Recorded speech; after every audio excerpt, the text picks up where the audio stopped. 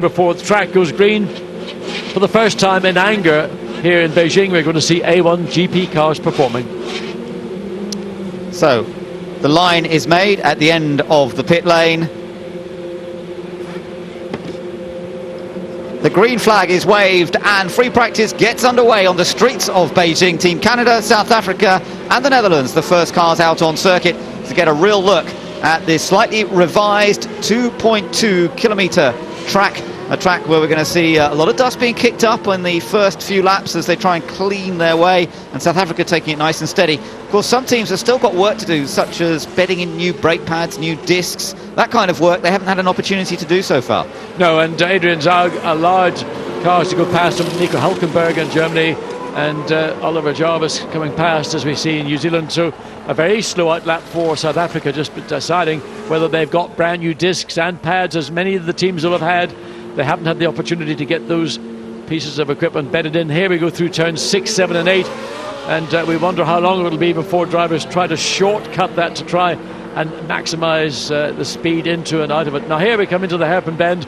This is a corner which is new to everybody as they run very, very wide. They've now got space to run out wide.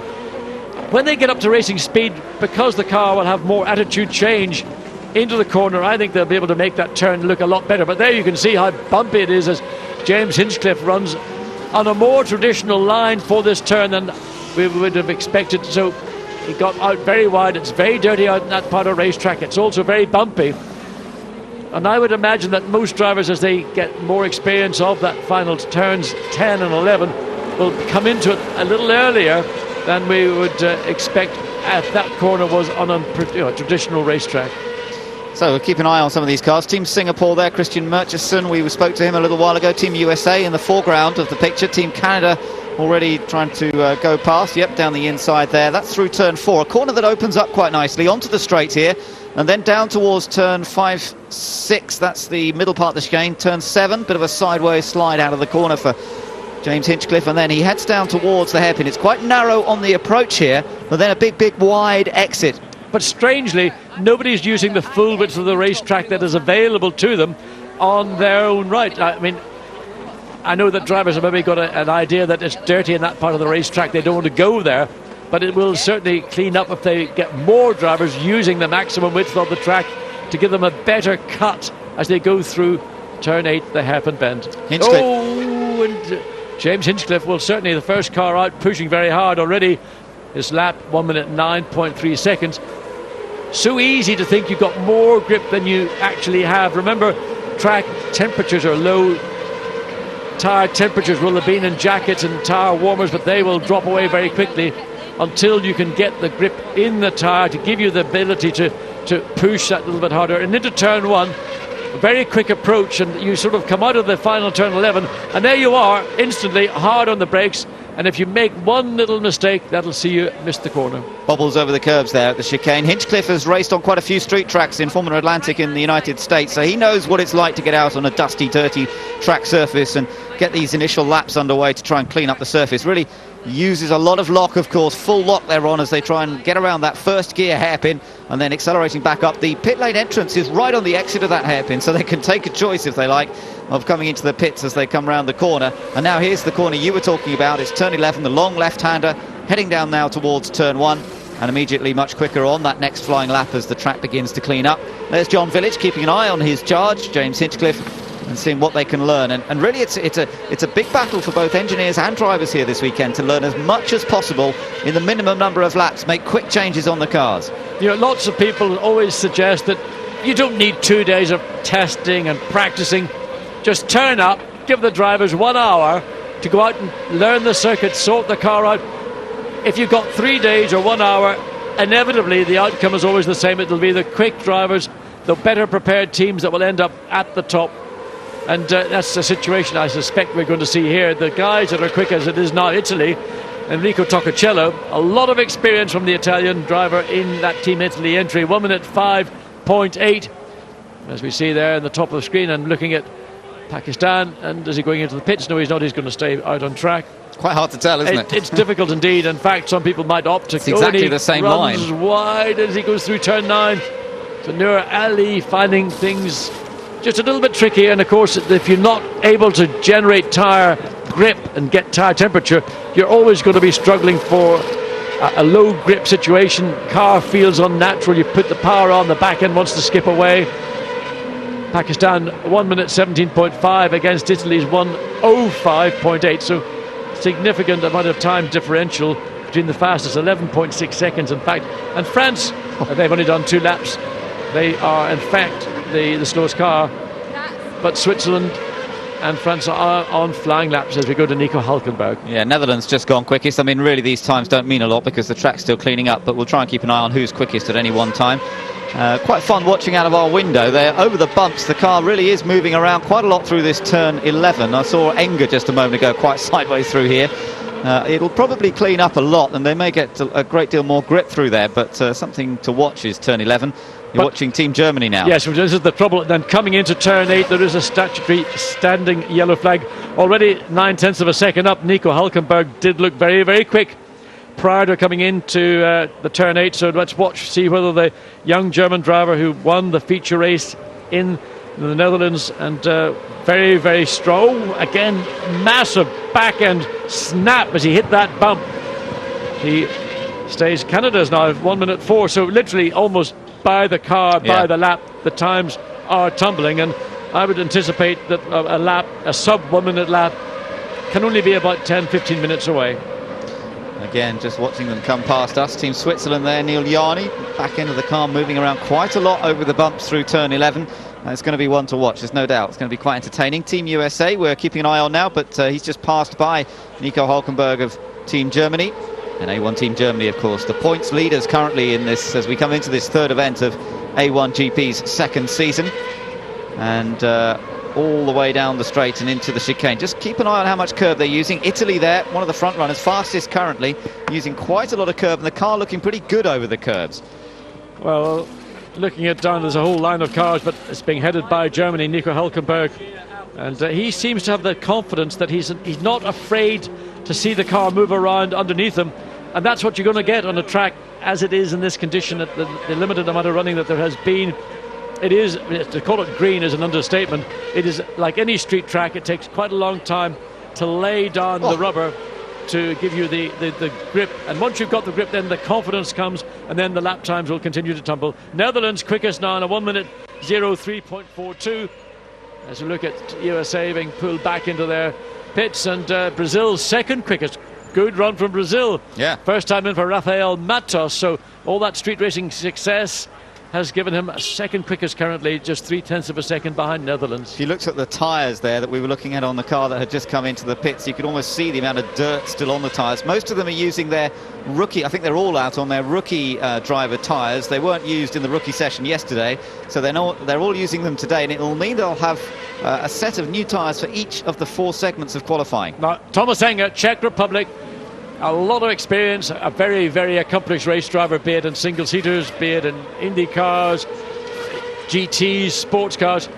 Thomas Enger pushing very hard. You could see from the body language of the car a lot of confidence coming from Thomas Enger and the Czech Republic Century. Watch the back end of the car over that bump, keeping maybe a tighter line in the mid part of the corner. Oh, rear wheels completely clear of the ground over the bump. And there, Jan Scharouz for the Czech Republic. Oh, he saw that. Laughter came across his face. He may be laughing. I tell you what, Thomas Enger would have felt that. Yeah, he's going to feel that through his backbone, isn't he? That was a big, big bump. That's as they get on the brakes there into turn number 1. And as you say, the back end of the car off of the ground. Ben, I have a photograph. I hate to talk about myself. Photograph taken Long Beach 83, where the back end of the car was almost a foot off the ground. And this is nothing unusual on street tracks. There you see all the effects of racing cars running very, very close. Now, Thomas Enger beginning, that car has got tyre temperature. He's got grip from his car. Now, pulling up on the middle of the racetrack. Again, you see the bumps, followed very closely by Team Netherlands. Runs wide as they're all doing. Netherlands almost able to come back, had a better run through the hairpin bend. Now putting pressure on the Czech Republic. So Jerome Bleekemolen, and Mexico still quickest on a 1:01. Bleekemolen is allowed through, interestingly. And his car looks better over the bump. Yeah, that was a good time from Netherlands, even though he got held up a little bit by the Czech Republic. And that Dutch car's looking good. It did do a couple of extra laps compared to everyone else because it got an extra lap yesterday. But just look at the difference. The way that the back of the Czech car is compared to the back of the Netherlands car. Netherlands appear to have got a more compliant car. It seems to be working the bumps better. That massive kick that we got from the tail of the Czech Republic's car almost to me was a point where I would have thought Thomas Enger would have come into the pits and said, sorry guys, there's an issue that's got to be dealt with. All the advertising that's mounted on these concrete barriers is beginning to blow off, and that's going to have to be addressed at some point. It can't be allowed, because if that blows off on the racetrack, which I suspect it's going to do at some point soon, we'll have a red flag to clear it all up. Currently Mexico quickest then, from Canada, Netherlands, Italy, Switzerland, Germany, Brazil, New Zealand, Czech Republic and South Africa. That's the top 10. Let's just see what this lap's like from Team Netherlands. He lost a bit on the second, but no, he did go fastest. So yeah, he's gone by a tenth of a second now from Mexico, so we're within 1.5 seconds of being under that magic 60 seconds. The team seat holder Jan Lammers, a man who I'm sure is quite capable of jumping into an A1GP car if the needs were required. Got a yellow flag at turn 10 according to the timing screens, but I haven't actually seen what has caused that. That's the just last but one corner. It is, well, literally, when it's almost at the beginning of what we would call the pit straight, which is more like a banana than a pit straight.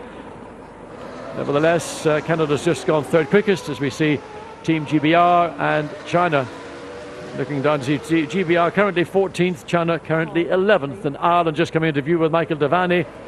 They're down in 16th place with a 1 minute 8.101 seconds. So it's still Mexico. You're yet to see somebody under the 60-second barrier, but I reckon it's going to be pretty soon, because Mexico now on a 60.8 will be under the 1 minute barrier pretty soon now, as these tyres and the track begins to clear up just a little bit, clean up a touch more. Well, they've got an improvement from Mexico. They've now gone within 0.8 of a second of that magic 60-second barrier, and that quickest lap from Mexico came on his 8th lap of 8. Salvador Duran, always an attacking driver, and really seems to suit his style, this kind of racetrack. Oh, I tell you, Frankie Chang, heart in mouth, Frankie, as you came through turn 11, because again, he caught the bump at the worst possible place. The back end snapped into oversteer. He's able to correct it. Canada now up to second place, but some 0.2 of a second behind Mexico. Yeah, I think the line through this turn 11 is going to be crucial, just to try and avoid the worst of the bumps. And some people are getting that sussed and some people are not. And of course, car behaviour is different. The Irish car jiggles quite a lot over the bumps, but that is a pretty bumpy section. You can see they're all doing it pretty much. Mexico is in the background of this group, so we'll try and keep an eye on him. Great Britain there, Oliver Jarvis, getting his first taste of an A1 car in the Saturday session. He's driven it on a Friday in the past, but not on the Saturday free practice, and certainly never in qualifying before. Mexico right up behind China. But again, there was in fact a stationary yellow flag at the corner for an earlier practice session for another, and Mexico has got it all wrong. Now, was that an overshoot? Was he just trying something? I think that was probably an overshoot. Yeah, that's the first time I think we've seen that in this session today, and he's going to have to see if he can find reverse gear and back his way out of trouble there. In turn 11, as we were seeing it as the cars come into our view, I think most drivers are going to have to find a way to get into that corner much earlier, rather than hanging out to the right and making the more traditional line. As we watch Salvador Duran, as he managed to find reverse gear. He's got something. He's got about 6 forwards and 1 reverse, and he's managed to get it under control. As Germany comes down, Nico Hülkenberg, now he's going to try something which was almost like a spin turn. Yeah. He was lining up to do that. He was aware there was a car there, so it was an opportunity to try something slightly creative from the Team Germany entry. Yes, it makes you, over the bump there, Mexico is bouncing quite high. Makes you wonder if they'll try and clip the rear wheel over that curve at the hairpin to bounce the back end of the car around, but to judge it just right. I think to try and do anything like that, you're going to put up a lot of additional load into the transmission and into the drive shafts. So I think the curbing here, other than in turn 5, 6 and 7, which is that little right, left, right chicane, where the curbing is sufficiently low, anything else I think would deflect a car too much to risk running it.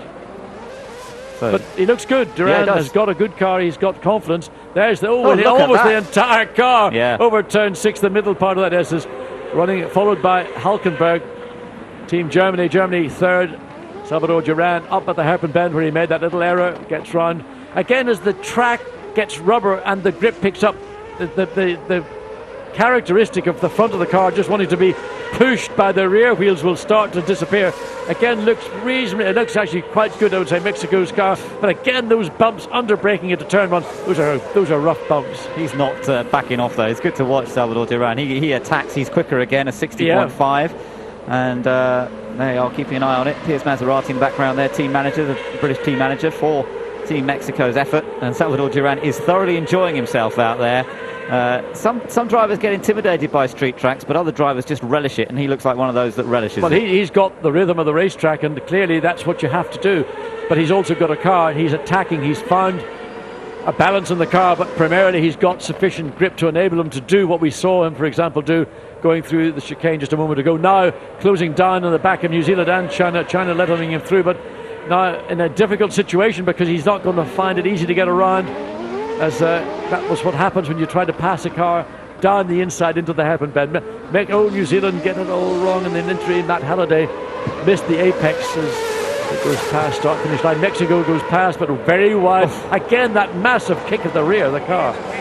Quite dramatic down there. There's engineer Chris Gorn keeping an eye on it. He'll be looking at how much the car's bouncing in the air and thinking, do we need to change anything on setup to try and let it absorb the bumps a little bit more? Well, we'll have to wait and see what they decide to do, and perhaps they will. In the meantime, all that excitement, Italy have once again found themselves second quickest, just 0.3 of a second behind Salvador Duran for Mexico, and it really looks like Italy and Mexico, the two teams that are consistently up there, with Canada and Germany being the best of the rest, followed by the Netherlands and Brazil.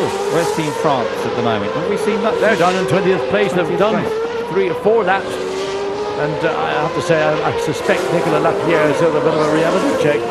Or is he simply waiting for the track to clean up? He knows, he knows I think what you're right. about. That probably is that. I don't think that Nicolas Lapierre is fazed by anything that he's going to be presented with here this weekend, and it may well be just very smart on the part of France to allow other teams to go out. Again, you can see what's happening. Cars bunching up, coming through turn 4, and now the run down into this right, left, right. Switzerland should not get past India. Switzerland, you'd expect to be a more competitive team at this phase of the season than India, but under acceleration, everybody under acceleration, and again, it could do nothing. 4 cars, nose to tail, coming into the hairpin bend. Fulham leader, isn't it, down there? And Switzerland still caught up behind Team India. Ireland backs off. Yes, I don't know that Ireland's backed off. It's a problem. Yeah, I think and Switzerland likewise has backed off as well. So they're just looking, I think, for track position to give themselves a chance to get a clear lap. And if you get into traffic, well, you just might as well bin that lap. Here we are, back with Ireland. They're speared back up again. Pakistan follows them through. And that was an improvement from Ireland. The best they've been so far in the session. We're just some 12 and a half minutes into it, and Ireland 11th quickest, directly behind China as Nico Hülkenberg comes in for Germany. A little bit more fuel goes into the car. I think they have to bring the cars here to refuel. Yes, it's a mandatory situation. Yeah. It must be refueled in this area. It is a regulation in China, and nobody is allowed to deviate from that. Of course, we will not have any refueling during the course of any of the events. It's only just in the case of practice. So Alex Young, his car bouncing around a bit over the bumps. That's down into the hairpin, turn 8. But Alex Young is the first driver I've seen get close to the wall on the right-hand side on the entry into turn 8. And then continuing on his way round. Oh, look at the slide there. He picked up the dust, didn't he? That's the key. What I'm trying to say is that's the traditional line, but the traditional line has got that nasty bump. And until that part of the racetrack is cleaned up, I would stay away from it. I would take a much softer entry and really try to hug the barrier all the way around. It may not be the ultimate quickest way around the corner if everything was perfect, but since the track is still very green, you're waiting for rubber to go down. Let other people put the rubber down there. You stay away off it. Big slide in the background from Team Switzerland. It keeps it off the wall. I wonder who's going to be the first one into the wall. Surely we're going to see somebody soon. Nobody has made that ultimate mistake of making contact with the concrete, but it'll happen. You can bet plenty of times this weekend. Doesn't use much curb there, not nearly as much as we saw from Salvador Duran earlier on. That could be being saved up for qualifying. I think we'll see a lot of curb being used in the qualifying sessions. Great view close up of the tyres bouncing over the tarmac as they come down towards the hairpin. Good slide round the hairpin. Yeah, that indicates to me that the front tyre is beginning to get the grip, and the racetrack there is beginning to clean up. So rubber going down It's enabling a driver, in this case Alex Young from Malaysia, to get his throttle open and to assist the process of steering. He spun it in turn 1, and he's kept it off the barrier. Well done, Alex Young. Yeah, that was pretty good, because you get into a spin down there, there's absolutely no room for error, but he's managed to find just a bit of space. He's now going to have to try and execute a nice little neat spin turn, but can he see if there's anybody coming? Tricky situation this, of course. He's got to wait. Maybe there's one of the marshals there can give him a signal that when the track is clear. I don't think the marshals can see, because the cars are coming around into turn 1 out of sight of the marshals. It's just on the exit of the corner, so it's a tricky situation for any driver. Let's watch as he comes down. He just turns in the back end. He was close to the barrier, probably still a dirty part of racetrack. The key was he kept it off the barrier, but now he's got to find a way to get the car pointing in the correct direction.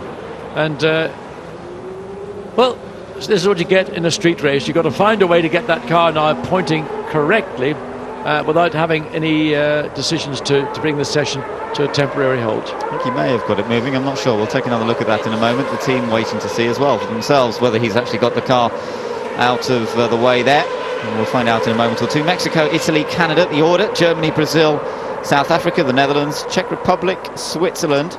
Great Britain now up into 10th, Ireland up to 11th, New Zealand down in 12th ahead of USA, China, Australia. Malaysia, who's just had that spin, quite a long way down in 17th at the moment, 16th rather at the moment. Then it's Singapore, Lebanon, India, Indonesia, France, still only 4 laps from France, and then Pakistan.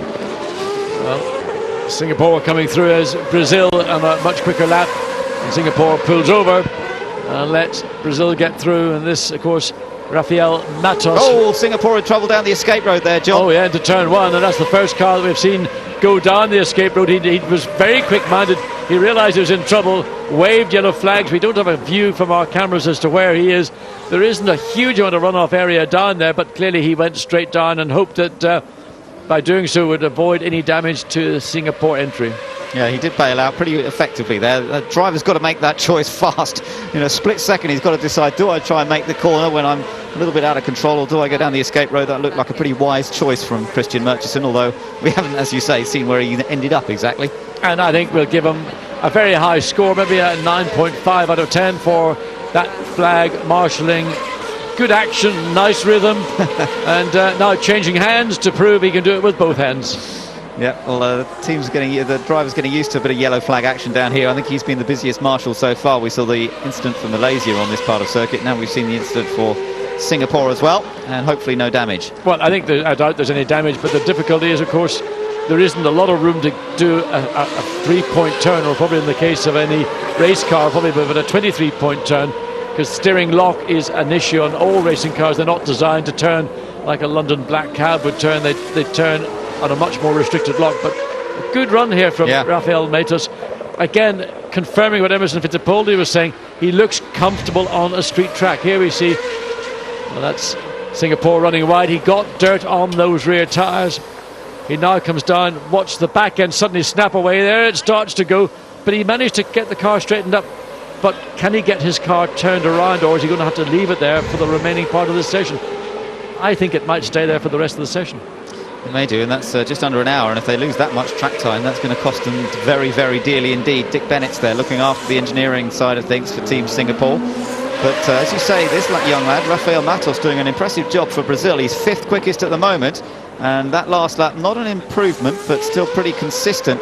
And Matos continues on his way around. We gather from pit lane that France aren't just sitting this out thinking, let's be cool. They actually have an engine problem. So that's why Team France is not on circuit. We will try and find out more if we can. Well, Rafael Matos continues on his way. Brazil currently 5th quickest. This is their 22nd lap so far this morning. And Rafael Matos getting to grips for the first time with an A1GP car. He's never actually sat in one until he arrived here. So look at that. Oh, I mean, that's the way to do it. That is the way to do it. You've got to attack, but attack only can come when you've got the confidence in your car. And comes up behind Lebanon. Basil Shaban for Lebanon runs very wide, lets Brazil go through. In fact, Lebanon down the pit lane. I reckon race director may have a word to say about how much corner cutting is going on at that chicane, but it's going to be very difficult. Oh, keep it. Oh, Rafael Matos got very wide onto the dirt. And the ideal line is not to let it run so wide on the entry or the exit of 10 through 11. And Emerson Fittipaldi standing in the background, watching the monitors, thinking, oh dear me, that was quite close. Netherlands now quickest at a 1:09.3. Netherlands popped nearly that time in, and now displacing Mexico down to place 2. So we're only 93 thousandths off the 1 minute barrier being broken here around the Beijing street circuit, and it's a red flag. We've got a red flag. I'm not sure why that is.